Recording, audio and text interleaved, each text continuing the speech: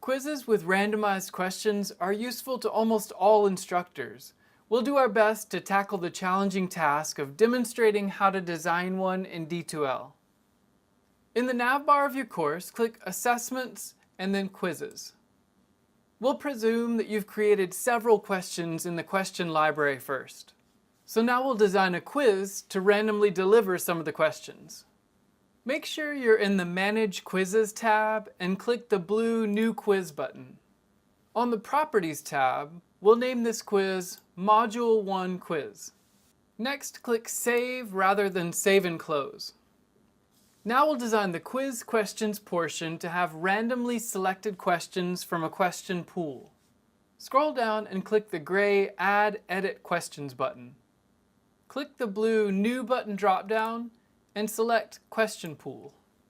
Type in a question pool title such as M1 Random Questions. Next, click the Browse Question Library button to look through your question library for possible questions to use in this quiz.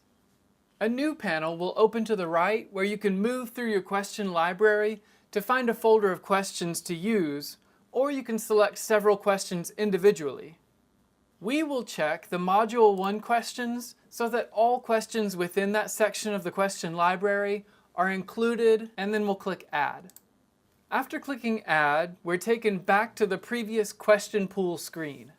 Now define how many questions from this set you want to randomly select by typing a number in the Number of Questions to Select box. For instance, maybe you'll want to have it select 20 questions from a set of 50. I only have 4, so I'll have it pull 3. Then decide how many points each of these questions will be worth and put that number in the points per question box. I'll do 10 points per question. Click Save. Click Done Editing Questions to be taken back to the Properties tab to do more work on this quiz. Scroll down and you'll see the random pool of questions under the Add Edit Questions, and you'll see a total number of points for the quiz added up under the points column. You could click the Edit Values button if you want to change the number of points per question. Additionally, you can present a certain number of questions per page. We often suggest between 5 and 10, so the student doesn't have a long scroll to get through the quiz. I'll type 2 in the box for my short quiz and click Apply. You'll see a purple line appear within the Add Edit Questions area to show you that number of questions per page. The rest of the settings are pretty easy, but building this quiz questions segment takes some time and practice so that the quiz will be delivered in the fashion that you'd like.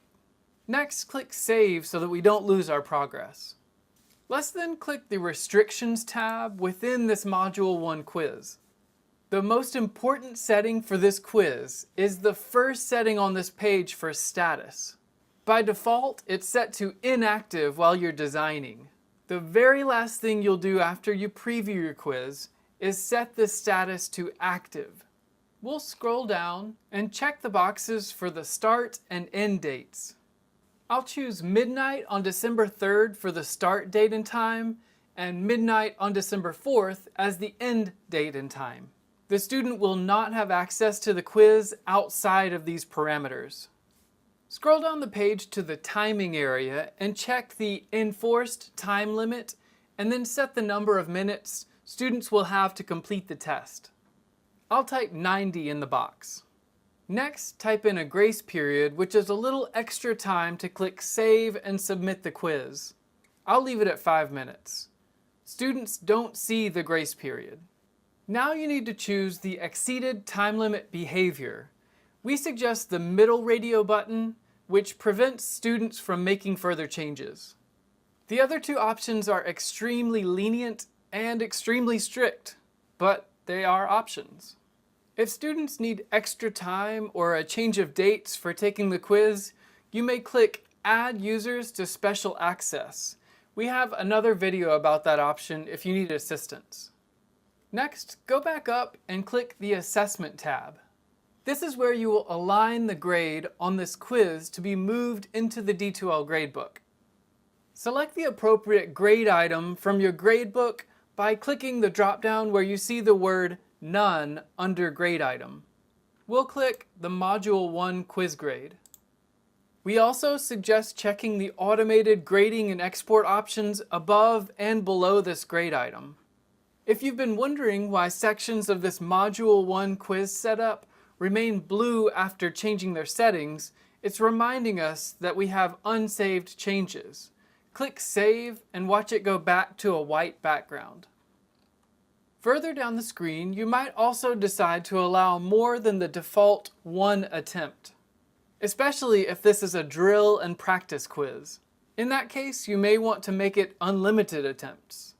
Click Save and Close to complete the quiz setup.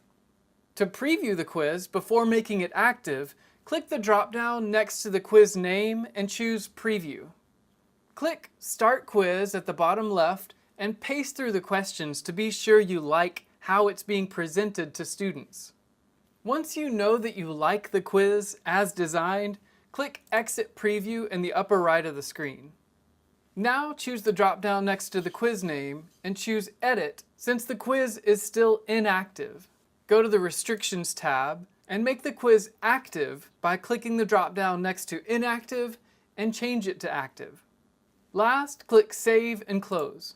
Students will have access to the quiz within the start and end dates for this quiz.